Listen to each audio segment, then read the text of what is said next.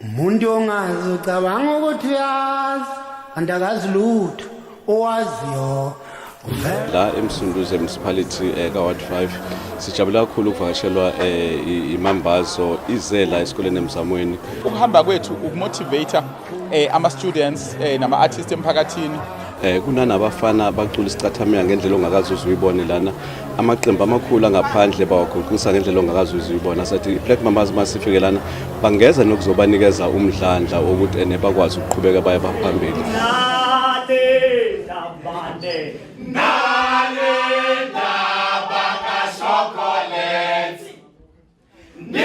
This is our second leg wama school visit since we started last week Ladysmith Black Mambazo Mobile Academy. Ukufika kwemambazo kusho lukhulu kakhulu kumina ngoba mina ngine vision ngalabafana. Nginephupho ngabo ukuthi vele iqiniso lithi ngeke siphumelele sonke ngokufunda. Kodwa ke bakhona laba bazophuma kumatikoletsheni kodwa ke ingabi mihle imiphumela yabo. Ithalente labo ke nekhono labo lo basiza kakhulu. Sikuzeleke kakhulu ukubona iqembu elifana neLadysmith Mambazo liza kuthina kade siyobani thina. So kuyasithuthukisa kakhulu lokho kuyasigqugquzela thina ukuthi nje sazi ukuthi siya recognizewa abantu abaphezulu kanje.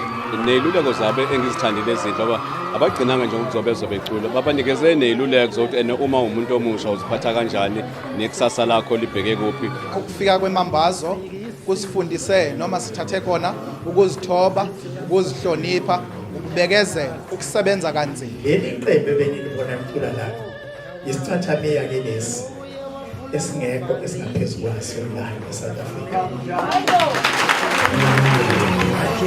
Izinto ezenzekile ayizinto ezimangaliso and bengithi ngiyabaza abafana abancane bala eMzamweni kwisicathamela namhlanje benza into esimanga ngazi noba sisebenzele khona obaba babo ni Black Mambazo hayi bashaya into ecoma kakhulu. Ithalente esilibona kulesi sikole lesi liyamangaza kakhulu. Izinto ngempela esibona kahle ukuthi siyawubonga uArts and Culture ukuthi sinikezele lithuba ngoba ngempela if bengalona uxhaso lwabo bese ngeke sikwazi ukufinyelela kulezi indawo ndesibone lamathalente esiwabona manje. Sizosebenza nabo sibenzise ama workshops balolonge kahle balungele ukurecorda bese sibafaka e-studio ba record bese siphinde futhi siwupromote nomculo wabo. Iyona core purpose of Ladysmith Black Mambazo Mobile Academy.